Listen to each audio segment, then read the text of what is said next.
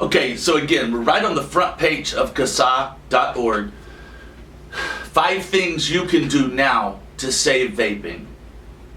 I'm going to add in to help save vaping. Number 1, participate in CASA's 2015 e-cigarette survey.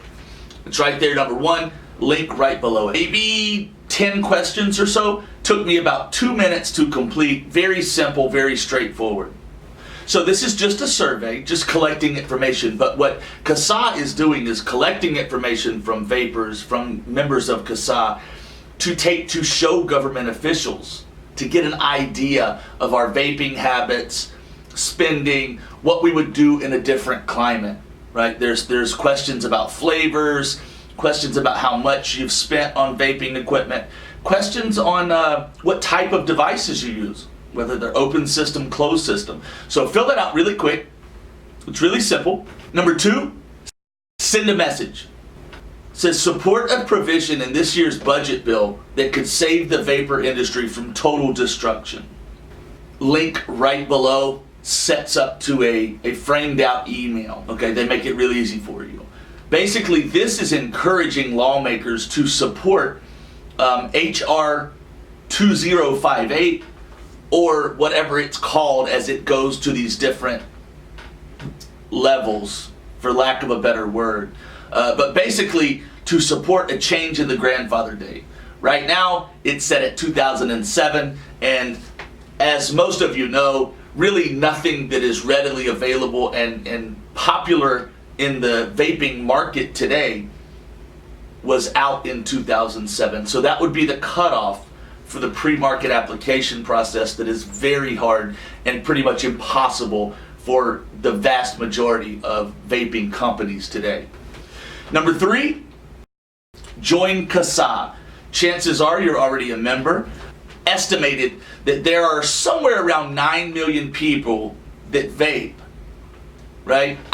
We don't have a good grasp on the exact number, but that's a lot of people. The vast majority of that number should be reflected in CASA membership,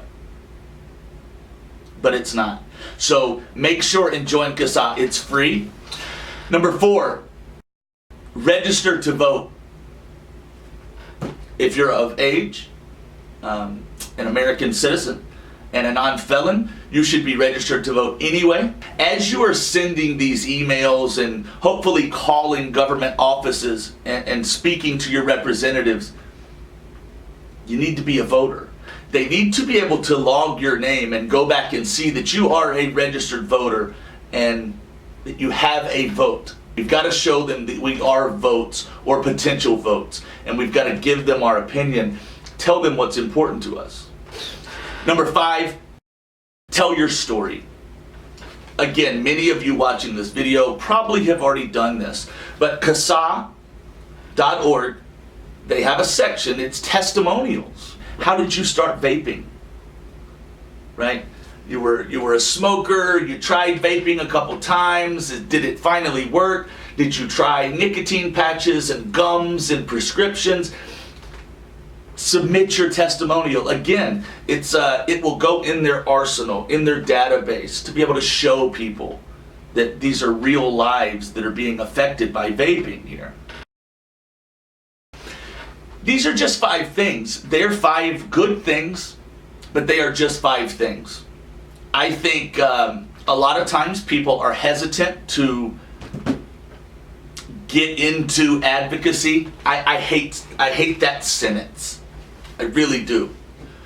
Because every vapor out there is advocating for vaping by choosing to do so.